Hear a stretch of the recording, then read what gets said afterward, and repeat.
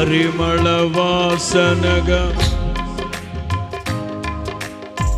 పరిశుద్ధ తైలముతో నన్నభిషేకించి పరిమళ వాసనగా నేను అందరూ పరిశుద్ధ తైలముతో నన్నభిషేకించి ప్రగతి పదములో నన్ను నడిపించి ప్రఖ్యాతిని కలిగించువాడవు. ప్రగతి పదములో నన్ను నడిపించి ప్రఖ్యాతిని మంచి పేరును కలిగించువాడవు.